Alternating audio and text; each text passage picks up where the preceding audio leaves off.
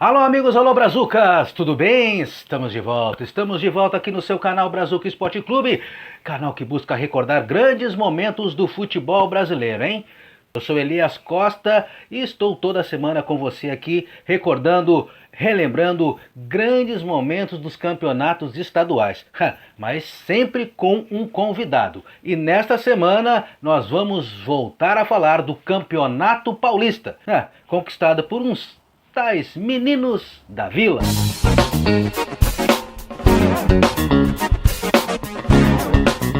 O Campeonato Paulista de 1978 contou com a participação de 20 clubes. Esses times foram divididos em 4 grupos.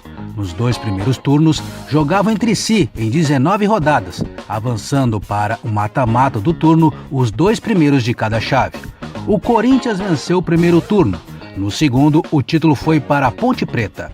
No terceiro turno, classificaram os campeões dos turnos, mais os 4 melhores classificados na soma das fases e 2 times de um mini torneio realizado somente com clubes do interior. Também se classificaram o time com o maior número de gols na competição e o time com a melhor renda. Esses 10 clubes foram divididos em 2 grupos, classificando para as semifinais os 2 melhores de cada chave. Nas semifinais, o Santos eliminou o Guarani vencendo por 3-1. Gols de João Paulo e Juari 2 vezes para os santistas e Zenon descontou para o Guarani. No outro confronto, o São Paulo passou pelo Palmeiras vencendo por 1-0, gol de Serginho Chulapa na prorrogação. Considerada até hoje a edição mais longa da história do Paulistão, as finais de 1978 foram decididas em junho do ano seguinte. No primeiro jogo da decisão, o Santos venceu o São Paulo por 2-1. Juari e Pita fizeram os gols do Peixe e Serginho Chulapa marcou para o tricolor paulista. Na segunda partida, empate em 1-1. Célio marcou para o Santos e Zé Sérgio empatou para o São Paulo. No terceiro e decisivo jogo, o São Paulo venceu por 2-0, gols de Zé Sérgio e Getúlio. Mas o Santos garantiu o título por obter a vantagem do empate na prorrogação. O Santos foi campeão com Flávio, Nelsinho Batista, Joãozinho, Antônio Carlos e Gilberto Sorriso, Toninho Vieira, Rubens Feijão e Pita, Claudinho, Juari e Célio. O técnico foi Chico Formiga. O time da Vila Belmiro venceu 26 jogos, empatou 16 e perdeu 14. Fez 80 gols e sofreu 47. O artilheiro do time e da competição foi Juari, que marcou 29 gols. Mas é o seguinte, antes de anunciar o nosso convidado que vai nos ajudar a recordar esta grande conquista do Santos campeão paulista de 1978, faço aquele pedido especial para você, hein? Se inscreva no canal Brazuca Esporte Clube, vá lá, curta os vídeos, as grandes entrevistas, os convidados do nosso canal e, claro, espalha pra geral, porque o canal Brazuca Esporte Clube tem cada convidado espetacular, tá bom? É o seguinte, hein, o nosso convidado foi artilheiro do Campeonato Paulista de 1978, fazendo, acredite, 29 gols, isso mesmo. E também foi campeão da Champions League. Eu estou falando do artilheiro Juari. Juari, muito obrigado por atender o nosso canal Brazuca e recordar esse grande momento do Santos e da sua carreira. Não, em primeiro lugar, boa noite. É um prazer, Elisa, falar de coisa boa, falar desse período, desse time do Santos Futebol Clube, foi sem sombra de dúvida um dos times, dos maiores times que eu tive o prazer de jogar, companheiros extraordinários, e foi uma das conquistas mais importantes na minha vida, porque foi a primeira, né? É aquela coisa, a primeira a gente nunca esquece. Verdade. As outras foram importantes, mas essa foi importante, que vem ainda numa situação do campeonato, onde você é o artilheiro do campeonato. Com 29 gols, você bateu um pênalti. Acho que isso já quer dizer muita coisa. O Lira não deixava tu bater pênalti, né? Nem ele, nem o Pita. Aí, então, graças a Deus, então, eu acho que foi um marco na minha vida e na vida de todos aqueles companheiros. É verdade. Como é que o carioca Juari foi parar em Santos? Rapaz, é uma história complicada. Eu não me canso de contar essa história, porque o meu falecido pai, ele tinha programado tudo sem ter me avisado. Então, ele chega em casa um dia, à noite, depois do trabalho, e fala para minha falecida mãe que ele iria me levar até a Volta Redonda. Ele queria me ensinar já o trabalho que ele fazia, independentemente que ele tinha 2 trabalhos. Um, ele trabalhava na Câmara Municipal de São João de Meriti, e o outro ele fazia, nas horas vagas, ele fazia umas vendas. Então, ele disse que já estava com 14 anos, né? Já estava na hora de eu começar a aprender alguma coisa. E minha mãe e eu acreditamos na história, né? Daí, da minha casa até a Volta Redonda, dava, no máximo, estourando 2 horas de ônibus, de São João de Meriti até lá. E de Volta Redonda, desde dar 2 horas de viagem, deu mais ou menos quase 6, 7 horas, né? Quando eu dei por mim, eu estava na Estação da Luz, pegando o ônibus para Santos. Aí tu já imagina, né? Quando eu acordei mesmo, caiu a ficha, eu estava no Santos Futebol Clube. Com 14 anos? 14 anos. 14 anos. Aí seguiu a trajetória até o profissional. Quem é que deu a primeira oportunidade no time principal? Quem foi o responsável, o culpado, como a gente fala? Não, a coisa mais linda é que meu pai me largou lá na vila e foi embora, voltou para o Rio, né? Eu só fui ver meu pai 3, 4 meses depois, quando me liberaram para ir até em casa. E o primeiro treinador que me deu uma oportunidade para me jogar no time de cima, se não falho mesmo, se não falha a memória, foi o seu Zé Duarte. Ou foi seu falecido Zé Duarte ou falecido Urubatão. Uhum. Um dos dois, que eu subi com um dos dois, eu joguei um jogo, depois eu desci automaticamente as categorias de base, e depois, devagarzinho, nós fomos subindo, fomos se firmando. Se firmamos já um pouco em 18, né? 18 para 19 anos, foi quando nós começamos a se firmar, mas com 17, eu me lembro que com 17 eu fomos jogar a despedida do Pelé, 17 para 18 anos, lá em Nova York, e meus pais tiveram que autorizar para me viajar, que eu era de menor, né? Então, aí já era com o seu falecido Otto Glória. Acho que foi o Urubatão mesmo, o primeiro que me deu uma oportunidade. Então você chegou a conviver, a treinar com o Rei. Como é que era a convivência com o Pelé? Era difícil não conviver com o Rei na Vila Belmiro, né? Morando na Vila Belmiro, embaixo da arquibancada, tu tem que esbarrar nele sempre. De manhã, ou à tarde, ou à noite, tu esbarra nele. Ele ia cortar o cabelo ali no Didi, ele cortava há tanto tempo atrás, o barbeiro dele há 60 anos. Então a gente tinha que bater nele, não tinha como não bater. Foi uma convivência boa, aprendi muito mesmo convivendo com ele dentro e fora do campo. Me ensinou muito. Acho que numa das fases mais importantes da minha carreira, ele foi uma peça fundamental. O cara que me colocou na linha, me mostrou o caminho certo das coisas, o caminho das pedras, né? Como se dizem por aí. Então eu tenho um carinho muito grande por ele. É verdade. E você sempre foi centroavante? Como é que era? Como é que foi a posição do início da carreira? Eu sempre fui meia. Meia direita. Meia direita. Meia direita. Sempre. Aí tu foi vendo, joguei na ponta direita no profissional, joguei na ponta esquerda, joguei na meia. Só que só tinha uma vaga em 78, né? A única que tinha era de centroavante. Falei, essa mesmo eu quero, se eu fico com ela, não tem problema não. E acabei virando centroavante por acaso, sabe? Por circunstância do momento. Mas nunca fui da minha posição predileta, não. Meia direita que virou centroavante goleador. Aí não saiu mais da posição, né? Não, aí ficou difícil, né? Pegamos o gosto. Porque, para a época, era um jogador com um centroavante atípico, né? Sim. Eu, o Reinaldo, éramos centroavante baixinho. O Toninho, que era do Palmeiras, muito bom jogador catarinense. Nós éramos baixos para centroavante. Então, automaticamente, a gente apanhava muito. A gente tinha que fugir do contato. E foi isso que dentro da minha profissão, dentro da minha posição como meia, eu aprendi a atacar os espaços. Então, eu criava esses espaços para ser atacado, com a minha velocidade, com os companheiros que tocavam bem essa bola. E foi assim, foi indo. Porque se eu fosse centroavante de jogar fixo, eu acho que eu não teria jogado um jogo, né?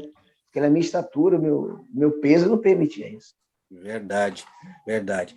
1978, o Santos já não tinha mais o Rei Pelé e formou uma geração aí que entrou para a história, o famoso time Os Meninos da Vila. Como é que começou a formação desse time que seria campeão paulista em 78? Em 78, que na verdade acabou em 79, né? Foi um campeonato longo, né? É. Mas esse time começa, acho que, no momento crítico do clube. O clube não tinha dinheiro para contratar e tinha mais de 70 jogadores, 40 e tantos jogadores. E era muita coisa. E quando o falecido Zito traz o falecido Chico, o seu Chico, ele fala para o seu Chico, ó, que nós temos é isso aí. E tu aí tem que montar um time. Aí o seu Chico devagarinho foi vendo e falou, não, peraí, e aqui tem muita gente, eu prefiro desfazer da metade aqui e subir a molecada. Subir, que eu conheço a molecada, eu já vi essa molecada, já trabalhei com elas, vou subir aos poucos. Aí ele foi, se tu reparar bem, ele criou uma situação que ele subiu na maioria do meio campo para frente. Poucos zagueiros ele subiu, poucos laterais ele subiu, porque ele foi buscar o Nelsinho, que estava brigado, que brigou no São Paulo, o São Paulo queria mandar embora, ele foi buscar o Nelsinho. Aí ele foi buscar o Gilberto Sorriso para outra lateral. Então ele arrumou as duas laterais, que era um problema crítico nosso. Era um problema que nós sofríamos mesmo, nós não tínhamos laterais. Aí ele praticamente deu mais confiança para o Neto e para o Joãozinho, viraram a dupla de zaga, que virava extraordinária, se completava. Foi buscar o Antônio Carlos, falecido Antônio Carlos, lá em São Bernardo, buscou o Antônio Carlos, deu moral para o Fernandão Narigudo, formou uma outra dupla de zaga, foi buscar o Vitor, lá no Cruzeiro, que estava também afastado, aí já montou, pelo menos arrumou a casa, arrumou a casinha. Sim. Aí ele começou do meio campo para frente. Do meio campo ele tinha o Clodoaldo. Sim. Mesmo com problemas de contusões, não sei o que, era sempre o Clodoaldo. Aí tinha o Corró, aí ele subiu o Toninho Vieira e o Zé Carlos e o Gilberto Costa.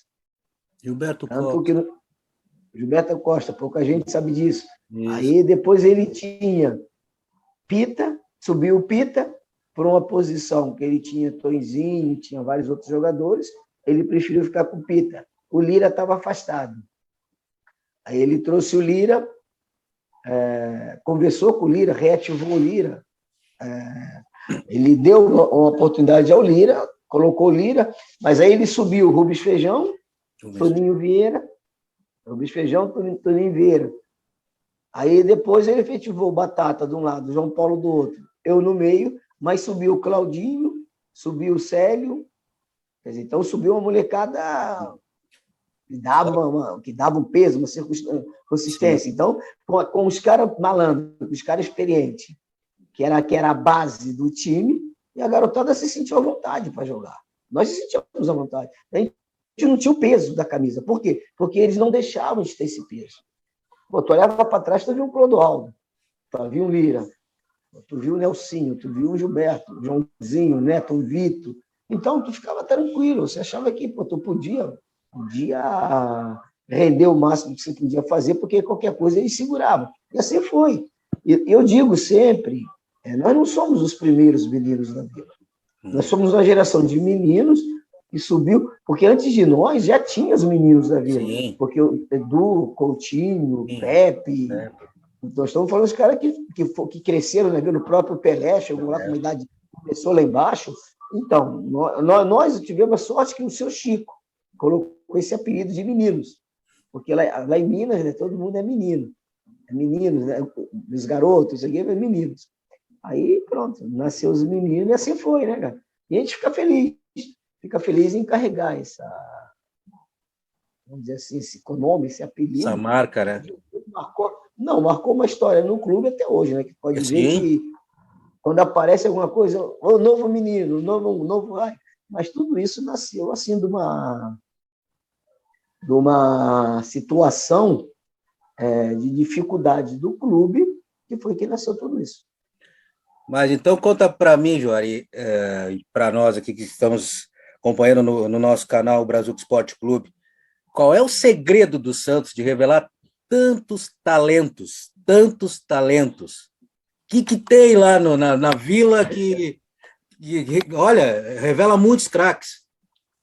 Não tem, pô, não tem nada de especial. Acho que a vantagem do Santos é que o Santos sempre revelou jogador. Então, os meninos queriam vir para cá, por quê? Porque sabiam que aqui eles teriam mais chance de chegar no profissional, coisa que os outros clubes não faziam, que estão fazendo agora.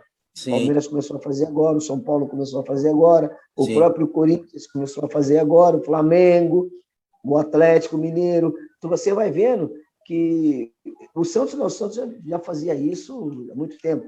Então, tinha uma preferência maior dos meninos querer vir para Santos por causa disso. Eles sabiam que no Santos eles teriam a oportunidade de chegar no profissional. E se eles fossem bons, realmente, eles jogariam.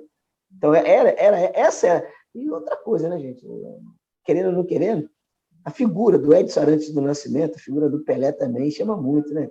Claro. Jogar no time do Pelé, no clube do Pelé, onde o Pelé surgiu, aí isso aí. Eu te digo, eu realmente, quando eu me conscientizei que eu estava no Santos, para mim foi um baque muito grande, cara. Poxa vida, eu estou no Santos, time do Pelé. Quando eu cheguei, eu fiquei quase 30 dias sem dormir. Eu chorava toda noite, de saudade de casa e queria ir embora. Sim. E que se você não tem um parceiro de quarto, um companheiro valente que te chama na real, eu acho que essa hora eu não teria tido aquela carreira que eu tive. E eu devo muito ao Tiãozinho, que era meu companheiro de quarto, e o Tiãozinho me puxava a orelha mesmo, cara. Uma vez ele acordou de madrugada, eu estava chorando. Ele falou, não, neguinho, eu não aguento mais ver você chorar, não. Ele, vamos ali. Aí levantamos eu e ele me levou para sentar lá na arquibancada de madrugada. E começou a me mostrar e dizer o que era Vila Belmiro, o que era o Santos Futebol Clube. Aí ali caiu a ficha. Falei, não, cara, vou voltar para trás? Não vai dar. Sim. Agora que eu estou aqui, não volto mais. Agora, isso é o que Deus quiser. Então, tem essas coisas, tem umas histórias que marcam a passagem da gente, sabe? Mas não é fácil, cara. As pessoas acham que é fácil, o Santos não é fácil, porque é um clube difícil, o torcedor é acostumado bem, o torcedor do Santos ele é mal acostumado, cara. Ele não é acostumado, ele é mal acostumado. Ele acostumou a ver jogadores extraordinários. Por isso que eles hoje não são exigentes, eles cobram. Hoje eles cobram. Porque eu digo isso, e as pessoas às vezes não entendem, acham que eu sou um pouco. Mas eu digo sempre: o Santos não é uma camisa, o Santos é um manto. Querendo ou não querendo, o Santos é um manto, cara. Então, para você vestir aquele manto ali é pesado. Verdade. É complicado. Então, você no Santos, você não basta ser só bom jogador. Você tem que ser um ótimo jogador e, acima de tudo, tem que ser um grande homem. Porque a tradição do clube é essa, é revelar grandes jogadores e grandes homens. Verdade.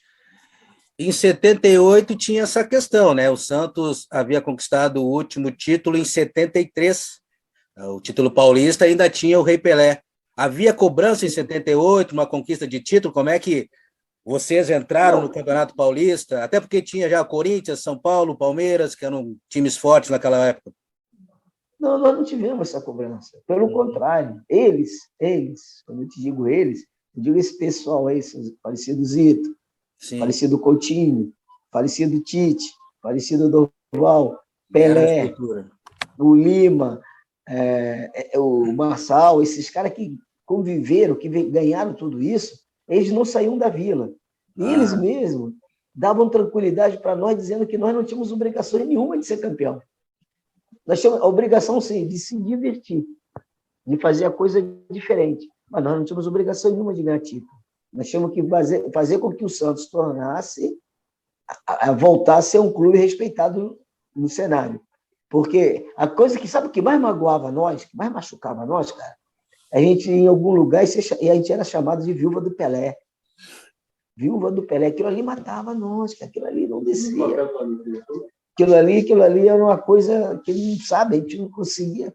Então, isso nós fomos carregando. Mas o problema do título, não. O problema do título, que tanto quando nós fomos para a final, o último jogo da final, depois tem ganhar da primeira, empatamos a segunda, perdemos a terceira e empatamos na prorrogação.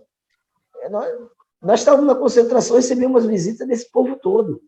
Sabe que tu está jogando baralho ali para você passar o tempo e daqui a pouco chega um Pelé. daqui a pouco, mais um pouquinho, tu olha ali para o outro lado, no sofá, sentado tá Pepe, Vengaldi, Durval, Coutinho e seu Chico trocando ideia. Quer dizer, então você convive com ele. Só a presença deles, a atmosfera muda, cara. Então mudou muito. E quando tu vai pro vestiário, aí tu escuta do Pelé e do Coutinho, desse pessoal, só uma coisa, uma palavra. Vocês não têm obrigação de ser campeões. Vocês vão para lá e se divirtam. Vocês têm que se divertir. Aí tu chega no vestiário, tu ouve a preleção do Zito, que era o vice-presidente de futebol na época, e ele diz para você o seguinte, vocês já são campeões. Vocês já são campeões. Vocês não precisam se preocupar. O que acontecer lá fora já está de bom tamanho. E para ver como vocês são campeões, eu, no nome do clube, estou dizendo que o presente do clube para vocês vai ser uma excursão que a gente vai fazer para a Argentina, Uruguai, Paraguai, para vocês se divertirem. Então, vocês não têm essa obrigação. Aí tu olha para um lado, olha para o outro, como que nós falamos no turno, quando nós estávamos entrando. Os mais velhos, é claro. Os mais novos não falavam porcaria nenhuma, podia dar um pinto em nada. Só ouvia. Aí os mais velhos falaram, pode deixar a gente chegar aqui. Chegamos até aqui. Eles foram campeões brasileiros ano passado. É um dos melhores times do Brasil. Só que tem aquela coisa, mano. Estamos no baile, vamos dançar. E assim foi. Aí perdemos a prorrogação, perdemos o jogo normal, 2-0. Só que na prorrogação eles não aguentaram, né? Se você vê o jogo direitinho, a prorrogação, se nós vencêssemos de 3-0, não tinha roubado nada do São Paulo. Verdade. Sem problema nenhum. Verdade.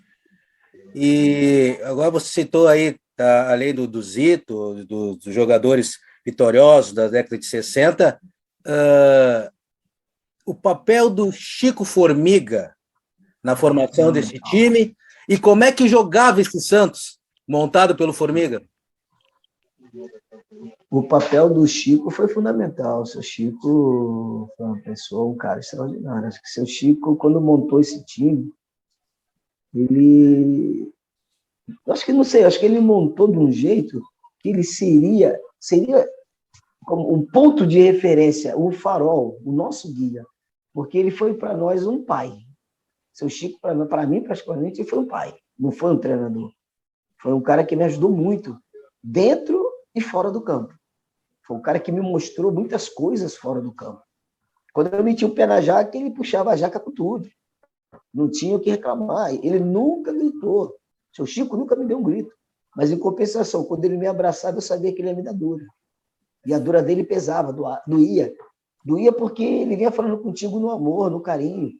Que às vezes, cara, se você grita, a coisa tu esquece. Mas quando a pessoa vem no teu ouvido e começa a falar devagarinho, com aquele papo dele, aí ele conquistava nós. A gente ia para dentro de campo, jogando por ele também. A gente ia para jogar por ele. A gente falou, não, cara, não podemos perder seu Chico, a gente tem que ficar com seu Chico, nós temos que ficar com seu Chico. Tanto é que quando ele foi embora, quando ele deixou depois o título, um mês depois, acho que ele deixou o clube, desencantou tudo. Virou uma panela, ninguém se entendia mais. Uma coisa ficou complicada para dar uma continuidade. Acho que aquele time ele não foi mais longe porque o seu Chico deixou ele logo no começo. E se o Chico não deixa ele, aquele time era um time para 2, 3 anos, para conquistar tudo no Brasil. Sim, até era um time jovem, né? Sim, muito jovem. Não, era um time que as peças que tinham para se repor, de reposição, eram jovens e boas. Jovens e boas. Esse é que era o problema. Não é que era só jovens. Sim. Era jovens e boas. Pô, Toninho Vieira, Feijão, Zé Carlos, Claudinho, Célio, eu, o Pita. Pô, o Joãozinho estava numa fase boa, o Neto estava numa fase boa. Nós tínhamos que arrumar 2 laterais por causa do Gilberto e do Nelson, mas o seu Chico já na época, pediu para trazer o Washington, que era do São Cristóvão, lateral esquerdo, muito bom jogador. Então, o Batata estava bem, o João Paulo estava bem. Ali era uma coisa de repor poucas peças. Tu pode ver que o Clodoaldo foi se afastando aos poucos. Sim. Que o Corral foi se afastando um pouco, se machucou, aí devagarinho ele voltava, não voltava. Tanto não houve aquela pressa de fazer o Corral voltar. Por quê? Porque sabia que quem estava jogando, Zé Carlos Vieira e Gilberto Costa, tá louco? Era uma briga em 3 que para jogar um. Então, era difícil. E Joari, Na sua opinião, se você se lembra, qual foi o jogo determinante para a afirmação do time durante a campanha no Campeonato Paulista de 78? O jogo que nós empatamos com o Corinthians, acho que foi o primeiro ou o segundo jogo, que o Corral foi expulso. O jogo terminou 1-1, se não me falha a memória. Uhum. O Clodoaldo foi expulso. Acho que naquele jogo ali caiu a ficha, que a gente podia brigar com todo mundo. A gente podia jogar de igual para igual com eles todos. Com o Corinthians, com o Palmeiras, com o Guarani, com o São Paulo, porque na época o Guarani era Guarani, Ponte. Campeão brasileiro. Sim, sim. O campeão brasileiro, a Ponte, tinha um time que era de meter medo. O time da Ponte era de meter medo. E nós vamos lá dentro, jogamos contra eles no Pacaembu, contra eles lá dentro, na Vila, e eles não tinham moleza, nenhum deles tinha moleza. Eu acho que eles tinham mais medo, eles tinham maiores preocupações, eles, de jogarem contra nós, do que nós jogar contra eles, contra todos eles. Respeitávamos todos eles, mas nós nunca tivemos medo de jogar contra nenhum deles. Verdade. Aí, durante a competição, o Santos se classificou para as semifinais, e aí enfrentou o Guarani, que você aí destacou. Como é que você lembra dessa semifinal contra o Guarani, campeão brasileiro, Careca, Bozó, Zenon, timaço? Nós entramos na bolsa de aposta com azarão. Ninguém dava nada para nós. Achávamos que nós já tínhamos tido sorte em ter chegado ali naquela semifinal. E, do outro lado, nós achávamos que nós íamos ganhar o título passando aquela semifinal. Para nós era final, não era mais semifinal, era a final. Porque tu tem do lado de lá, tu pega Zé Carlos, Renato Pemucho e Zenon, Capitão Careca e Bozó. Aí tu para Neneca, Edson, Gomes, Mauro, Edson, Gomes e... Não era o... Como é que chamava lá? Acho que... Odilei? Não, Odilei era da Ponte. Não me recordo. Miranda. E o Miranda. Pô, aí tu fala, cara, esse cara é campeão brasileiro, meu irmão. Esses caras aí, não tem. Não tem como a gente ganhar deles. Só que quando a bola começa a rolar, o pensamento é outro, né? Aí tu já fala, não, peraí, não, para cima e seja o que Deus quiser. Eles para ganhar têm que jogar mais do que a gente. Aí não jogaram. Pegaram o nosso time numa tarde inspirada, a molecada querendo jogar, atrevida, abusada mesmo, não queria saber de nada. E para mim foi um jogo especial, que além de eu fazer os 2 gols nesse jogo, eu estava completando 20 anos. Então, para mim foi um presente de aniversário. Para mim foi um presente de aniversário. Aí depois nós fomos comemorar na casa de um casal que me adotou como filho, na casa do seu Ramon, a esposa dele, juntamente com o Ramon, com Beli, com o Juninho, com o Bruno, enfim, com o Paulinho. Foi uma coisa que tanto foi legal que eu pedi para o seu Chico. Falei, seu Chico, hoje é meu aniversário, no final, quando a gente estava descendo a serra. Já tínhamos ganho, já estávamos na final, né? Aí eu falei, seu Chico, hoje é meu aniversário. Ele falou, eu sei, estou sabendo, o que é? Você quer o quê? Eu falei, não, seu Chico, faz um favor para mim. Fala, o que você quer? Nós estamos indo todo mundo para a vila. Poxa, dá para o senhor parar o ônibus antes da gente entrar para o canal, ali no Canal 2, porque eu estou ali, vamos fazer uma festa para mim lá. Eu queria que a rapaziada fosse. Quem quisesse ir, né? Aí ele me falou assim, não sei não, Jair, vou pensar. Tá bom, eu esqueci, cara. Estou descendo assim, eu esqueci. De repente, quando eu vejo, ele pede para o Magrão encostar o ônibus, aí a rapaziada desceu. Aí foi. Então foi, quer dizer, são coisas diferentes. Mas a gente sabia que terminava ali também, né? Sim. Não adiantava a gente querer, porque a gente na quarta-feira já tinha um jogo difícil, que era primeiro jogo, não, no domingo era Palmeiras e Corinthians, a gente não sabia quem ia dar, mas a gente já sabia que tinha um jogo difícil na quarta-feira. Então, aí nós falamos, vamos, São Paulo e Palmeiras, aliás, nós vamos torcer para quem? Vamos torcer para o São Paulo. Porque o São Paulo nós já pegamos, acho que já deu umas cascadas nisso aí, vamos pegar o São Paulo, torcer para o São Paulo. E torcemos para o São Paulo, aí na quarta-feira deu São Paulo e Santos. Pois é, antes até, bem lembrado, antes da final, o Santos enfrentou o São Paulo e você fez chover, né? Agora não lembro em qual dos turnos. Não, mas todos os jogos com o São Paulo nós demos sorte. Todos eles, graças a Deus. Eu não sei, parecer. Tem jogos e jogos. Tem adversários e adversários. Tem clube que dá tudo certo, tem clube que não dá nada certo.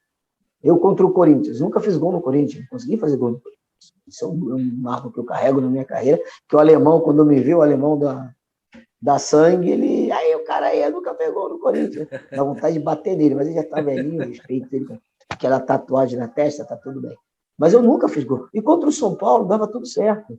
Contra o Corinthians a gente fazia jogadas, a gente fazia tudo, e na hora do gol, da bola entrava, a bola não entrava. Contra o São Paulo a gente podia até errar.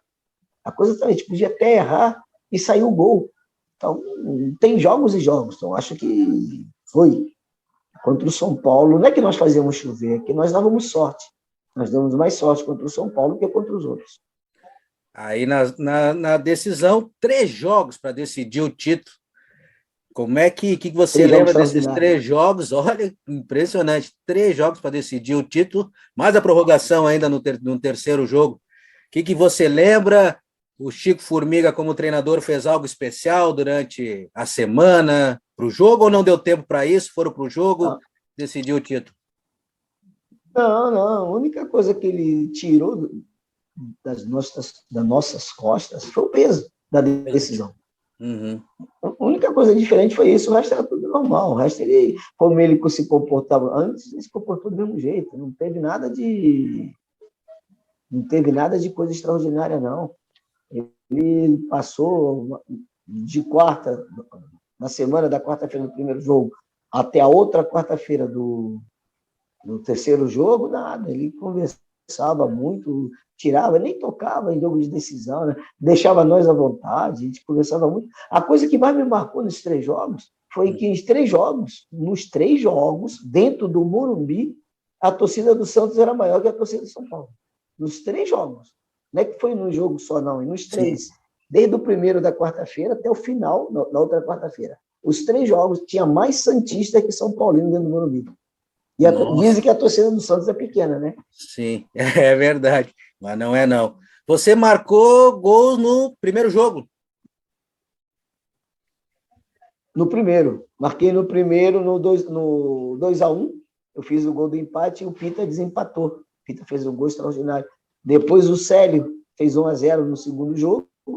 Tomamos o gol quase no finalzinho do Zé Sérgio. Zé Sérgio. Quando eu toquei na bola, a bola do Célio já estava dentro. A bola já tinha passado ali. Sim. E depois nós perdemos gols, eu perdi praticamente um gol, eu e Feijão, na prorrogação, né? Eu isolei a bola, depois o Feijão isolou também, o Claudinho perdeu também. Mas é isso aí, é aquela coisa, né, cara? Você quando chega uma decisão no Campeonato Paulista, que naquela época era, sem sombra de dúvida, o maior campeonato do Brasil, com todo o respeito pelos outros. Era o campeonato mais duro e mais competitivo do Brasil. Eu não estou aqui criticando ninguém, não estou criticando o campeonato goiano, o campeonato pernambucano, o campeonato mineiro, o campeonato gaúcho, cearense, não. Estou dizendo que o paulista era, na época, era um ponto de referência do futebol brasileiro. Era onde realmente nós tínhamos 6, 8 clubes que poderiam ser campeões e 6, 8 clubes fortes. Sim. Não só das capitais, os clubes da capital, como do interior. Sim. Vê que era uma coisa incrível. Então, quando você chega a uma final, 3 jogos, com uma prorrogação, você na prorrogação, querendo ou não querendo, já não está tão lúcido como no primeiro, como no início do jogo. A perna pesa, aí tu já entra, quando tu toma 2-0, não, quando tu toma 2-0, perde o primeiro o tempo normal, entra um medo, entra uma preocupação maior, como vai ser, como vai terminar, como vai ficar isso aqui, entendeu? Entrou um pouco na gente, só que isso nós fomos perdendo com o decorrer dos minutos. Quando começou, 5 minutos, 10 minutos da prorrogação, a gente jogando como nós estávamos jogando, aí acabou. Aí nós falamos, peraí, aqui a gente não perde nem que a gente jogar o dia inteiro. O ano inteiro contra eles a gente não vai perder. E foi assim que aconteceu. Juarez, nós estamos falando, claro, dessa grande conquista do Santos, mas não podemos esquecer também da sua trajetória no futebol europeu. Rapaz. Principalmente numa época, aí eu digo, até você vai contar melhor essa história, numa época onde não se contratavam muitos jogadores brasileiros, não, né? Conta essa sua trajetória na Itália, verdade. Principalmente um título da Champions. Como é que foi isso aí? Rapaz, eu Eu tenho que agradecer a Deus, cara. Só posso agradecer a Deus por tudo que aconteceu na minha vida, na minha carreira. Porque quando eu saí do Santos, eu fui para a Universidade de Guadalajara, no México, foi uma situação até um pouco assim, muita gente não entendeu. Mas antes de eu deixar o Santos, um dia antes, 2 dias antes, eu tive um encontro casual com o Pelé. Ele estava cortando o cabelo lá no Didi, e a gente já estava meio, não querendo sair, mas já estava meio, porque houve um probleminha na renovação do contrato, o clube, eu tinha acertado uma coisa com o seu falecido Zito, seu Zito, inclusive seu Zito foi um cara sensacional também, que a primeira coisa que ele falou para mim quando nós sentamos na mesa, não tinha empresário, não tinha nada, né? Sim. Quando nós sentamos na mesa, eu com 20 anos, né? Sozinho, e ele já calejado, ganhou tudo como jogador, um cara sensacional. Ele virou para mim e falou, a primeira palavra dele foi essa: não te dou dinheiro para comprar carro. Não pense. Tu tá andando de bicicleta, vai ficar andando de bicicleta. Te dou dinheiro, sim, para tu comprar um apartamento, para tu trazer tua mãe. Aí tu tem dinheiro. Mas se vier para cá falar em carro, você não vai ter. E o que você quer? Eu falei, não quero nada, agora que você já falou tudo, pô, eu não quero mais nada, isso resolve, o que você me der, tá bom. E assim foi. Só que depois o Zito saiu, aí o Rubens Quinta me chamou, então nós chegamos a um acordo, aí eu coloquei uma cláusula no contrato, eu falei para ele, ó, se aparecer um clube me querendo, você me vende. O Santos me vende. Porque senão eu vou poder recuperar alguma coisa. Aí ele falou, tá bom, Jair, não tem problema não, para ficar tranquilo, que ele pensou que não ia vir ninguém. Mas eu estava na seleção brasileira, eu jogava, o Cláudio Coutinho, falecido Cláudio Coutinho, me convocava mesmo não jogando no Santos, porque ele dizia, o Rubens Quinto, que eu não podia jogar, que se eu jogasse, fizesse 3, 4 gols no jogo, a torcida ia matar ele se não renovasse meu contrato. Eu falei, não, tu não vai jogar, enquanto tu não assinar, tu não joga. E o Claudinho e o Coutinho me convocavam para a seleção brasileira. Em uma conversa com ele, ele perguntou se eu queria ir para o Flamengo. Eu falei, poxa, quem não quer jogar no Flamengo? Com Zico, com Adílio, Tita, Leandro, poxa, Rondinelli, claro que eu quero. Se tiver possibilidade, eu falei, então vamos ver. Aí acabei não indo, então acabou. Aí eu, naquela coisa, naquele desgaste todo, eu encontrei o Pelé conversando com ele, ele estava cortando o cabelo. Aí eu falei, eu queria falar contigo. Falei, fala. Eu expliquei para ele, né, como é que estava a situação. Aí ele pediu para o Didi parar um minutinho, falou assim, Didi, para aí um minutinho. O Didi parou, ele olhava pelo vidro, né? Eu parado nas costas dele, ele me olhando pelo vidro, pelo espelho. Aí ele olhou para mim e falou assim, oh, vem cá, você acha que você tem condição de jogar como eu joguei? Você acha que tem condições de chegar aonde eu cheguei? Foi porque isso? Você está brincando? Como é que eu tenho condições de chegar onde você chegou, de jogar como você jogou? Falei, então está na hora de você ir embora. Porque já querem que você seja o Pelé. E você nunca vai ser o Pelé. Então ali já começou, sabe? Aí, coisa de uma semana depois, apareceu o DG, me venderam de madrugada, né? Porque eu não podia vender durante o dia. Sim. Me venderam de madrugada, eu fui para o México. Na época, quando eu fui para o México, foi a maior venda do futebol brasileiro, na época. $400 mil. Eu fui vendido. Aí, no México, eu assinei um contrato de 2 anos na universidade, fiquei 6 meses. 6 meses depois, eu fui para o Avelino, da Itália, por $800 mil. O Avelino pagou o dobro. Só que aí a minha contratação, a minha venda já foi a segunda, porque a primeira ficou sendo a do Falcão. O Falcão foi para Roma, na mesma época. Eu fiquei 2 anos no Avelino, por 2 anos extraordinários. Eu agradeço a Deus por me dar a oportunidade de jogar no Avelino, que o Avelino foi que me abriu a porta para a Europa. Embaixo de desconfiança, quando eu cheguei, é aquilo que eu te falei no começo, com o meu tamanho, os caras queriam um atacante. Vai contratar um atacante, o futebol italiano, atacante com esse tamanho aí, o presidente ficava me olhando assim, eu tenho que dizer, esse cara não joga bola. Não joga bola, esse cara não vai jogar aqui. E foi, graças a Deus, deu tudo bem. Aí eu fiquei 2 anos lá, passei um ano depois, em 82, fui para a Inter de Milão, fiquei até 84 na Inter, 85 na Inter. A Inter me prestou para o Ascoli, para a Cremonese, e me emprestou para o Porto em 85. Eu fui emprestado. graças a Deus, nós fizemos uma boa temporada, aí o Porto me comprou. O Porto me compra, dá opção à Inter do Futre, de mais outro jogador. Sim. E naquele ano que nós chegamos em 85, nós já ganhamos o Campeonato Português, a Supertaça Portuguesa e a Taça de Portugal. E jogávamos a Copa dos Campeões, naquele primeiro ano já. Mas ali foi começando um ano de, como é que eu posso dizer? Não de estudo, mas um ano em que o Arthur Jorge começou a montar o time que viria a ser campeão. Não é que ele montou querendo ser campeão. Ele montou um time que ele poderia ir bem na Europa, que a verdade é essa. Era chegar. Era chegar. Ele queria chegar, passar o turno e se classificando aos poucos, porque o Porto não passava a primeira fase na Copa dos Campeões. Então ele queria passar essa fase. Quer dizer, o primeiro ano eu passo uma fase, segundo ano eu passo uma outra fase. Se tudo correr bem, eu chego numa semifinal. Se tudo correr bem. Então ele foi montando o time. Casa Grande, trouxe o Casa, trouxe o Nádia. E foi indo. E chegou em 1987. Chegou em 87. Aí o que acontece em 87? Ele já estava com esse time de 2 anos. Tem coisa mesmo. Então já tinha uma base forte. Sim. E a base era quase toda da seleção de Portugal.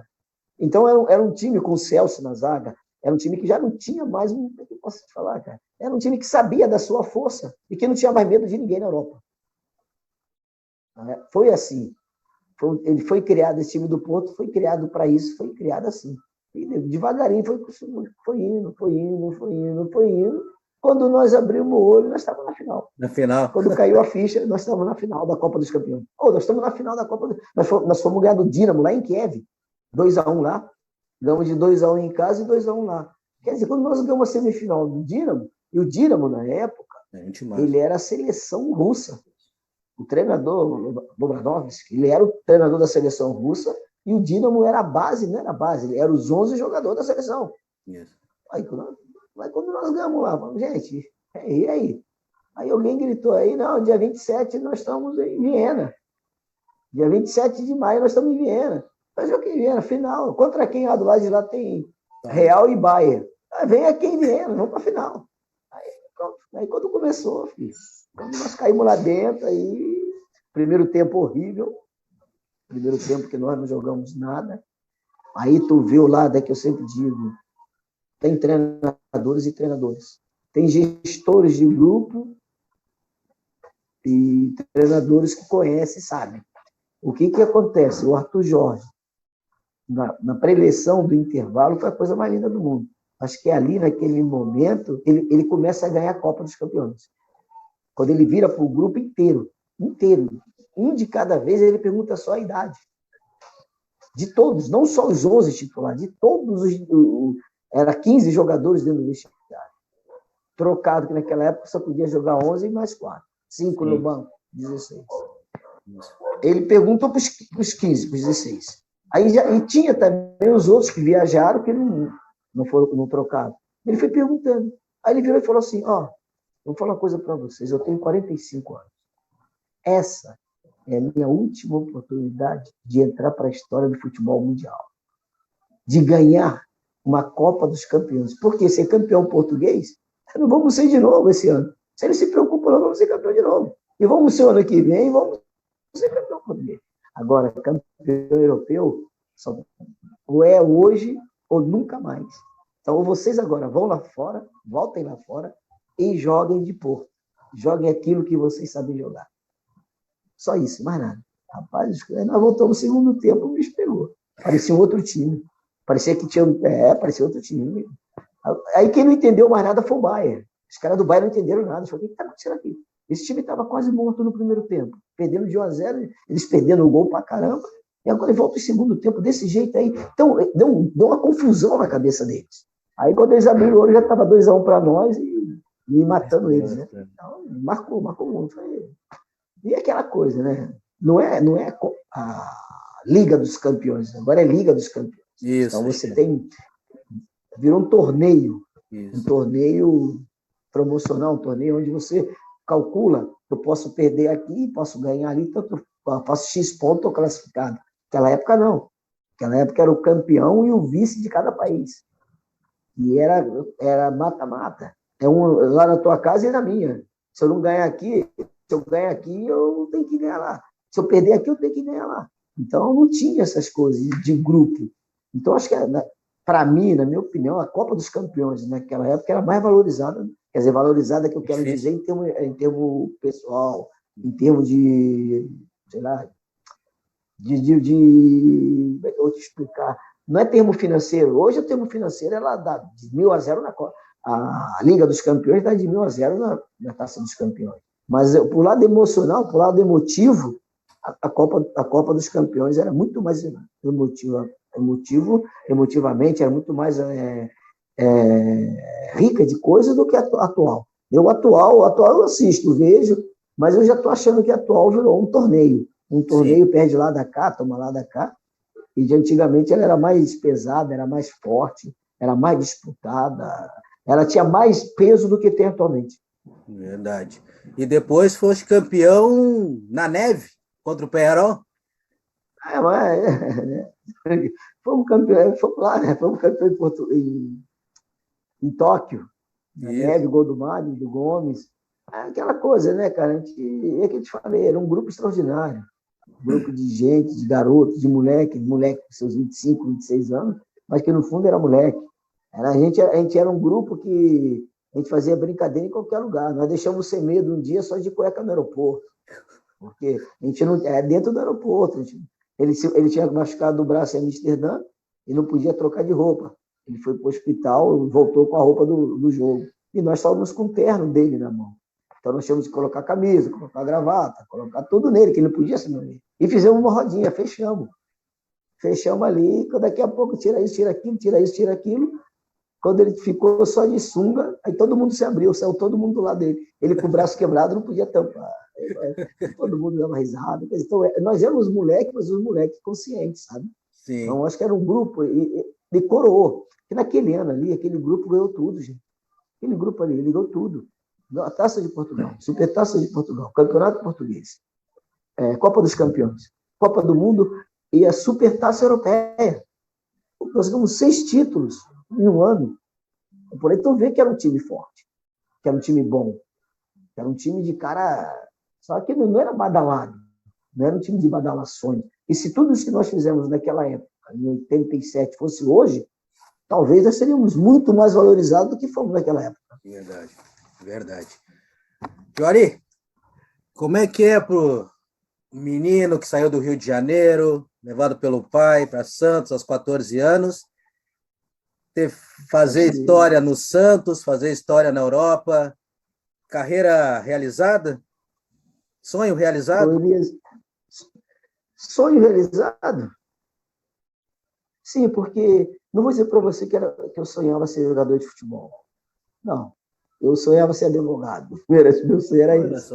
O futebol foi a válvula de escape. Mas eu acho que dentro do meu sonho, o máximo que eu sonhava como jogador de futebol era jogar num time no Rio de Janeiro. Era jogar no Maracanã um dia.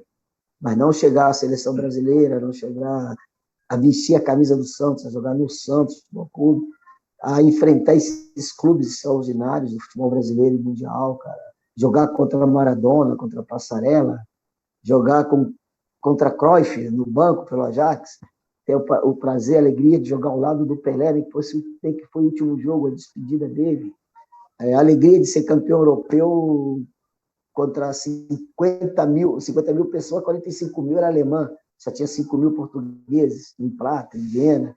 Entrar no San Siro, jogar ao lado de Altobelli, Becalossi, ao lado de Bordon, Colovati, Vignola, Tacconi, enfim. Então eu só posso agradecer a Deus por ter me dado essa oportunidade. Por isso que eu sempre digo isso, eu tenho um amor muito grande por esses clubes que eu passei, principalmente o Pavonense, onde eu comecei a dar meu primeiro pontapé, ao Santos, que me abriu todo esse leque, que me colocou, que transformou, aí nós podemos falar, transformou em realidade não um sonho, não um objetivo. Não tinha esse objetivo. Podemos ser um sonho que estava guardado lá na gaveta, que a gente nunca sabia que ia sair da gaveta ou não. ao Avelino, ao DG, por ter me dado a possibilidade de conhecer um futebol diferente, ao Avelino, porque me abriu, escancarou as portas, e o Porto, que me dá condições de encerrar minha carreira na Europa, sendo um cara que respeitado, relembrado, amado, odiado, que conquistou tudo no futebol europeu. Então, acho que só Deus, cara. Só Deus. E se alguém falasse para mim lá em São João de Meriti, lá em Éden, que eu iria conquistar tudo isso, eu saía na mão, filho. Pegava um pedaço de pau e ia dando paulada até matar o danado. Mas Deus não escreve certo por linhas tortas. Deus escreve certos em todas as linhas. Então, só Ele sabe o que está lá na frente, cara. Então, eu sou muito orgulhoso mesmo. Eu agradeço a Deus, aos meus pais, por ter me dado um alicerce para suportar tudo isso, né, cara? E se tivesse educação de berço, talvez eu não aguentasse também tudo isso. Então, eu não tenho, sabe, Elias, eu não tenho o que falar, cara. Não tenho mesmo. Eu sou sincero, às vezes eu não gosto nem de ver, de relembrar, porque eu me preparei para parar, sabe? Sim. Quando eu parei de jogar futebol, eu me preparei psicologicamente para isso, para ser um ex-jogador. Então, hoje eu vivo como ex-jogador. A palavra já diz ex. Ex quer dizer que tu é ex, que tu não é mais. Então, eu sou um ex-jogador, fui um jogador de futebol. Hoje eu vivo o Juari, o homem Juari, o pai Juari, o avô Juari, o amigo Juari. O Juari jogador parou em 1992. 1992 parou, aí aqui parou o jogador. Daquele ano em diante foi só alegria.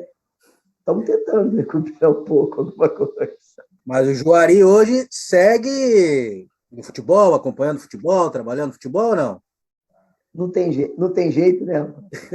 Não tem jeito de ficar longe dele. Então, isso é um vício, rapaz. Não, graças a Deus eu tenho o meu projeto, Juari Eterno Menino da Vila, lá em Presidente Prudente, já há 2 anos. Graças a Deus o Luciano está lá. Luciano, o Cooper, a rapaziada está cuidando dele. O projeto é formação de jogadores. E estamos tentando trazer também uma situação aqui para Santos, vamos ver para a Baixada, se a gente consegue montar. Todo o projeto IDEX, ali em São Caetano, também um projeto de formação de jogadores. Enfim, a gente vai vivendo a vida, a gente não consegue. Tive no Santos há tanto tempo atrás. Sim. Eu digo que a vida me proporciona coisas incríveis. Eu mais uma vez, entrei para a história do Santos, como treinador, o único treinador do Sub-13 que não deu um treino, que foi como é que se fala? Foi mandado embora, despedido, sem dar um treino, só por live. O único treino que ele dava é live. Enfim, mas são coisas que acontecem. E estamos aí, caminhando. Nas horas vagas não jogamos mais bola, mas participamos das brincadeiras, ficamos sentados lá no banco dando risada. Aí quando falta 5 minutos, a gente entra. E faz um golzinho. Não fala nada. Cara, não está dando mais, não. O joelhão está difícil, o joelhão está complicado. Eu estou na fila ali do Sabor, que é o cemitério, para ver se eu acho um joelho novo. Se tem algum com o joelho bom, eu pego, troco o meu e pego, para ver se eu consigo voltar a brincar. Mas tá assim, graças a Deus eu estou bem, graças a Deus. E esse Santos de 2022 toma jeito? Não, eu acredito no futebol. No futebol, cara, o futebol é uma roda gigante. Tudo é possível. Hoje a gente fala que o time está mal, que o time está por baixo, mas eu acredito que o Santos tem condições de se recuperar, porque tem bons elementos. Tem jogadores bons, é um time talvez precisa do equilíbrio maior. Tem mais uma garotada boa aí, peças, né? Em alguns lugares precisa investir em investimento. Não, a garotada é boa, a garotada é uma garotada que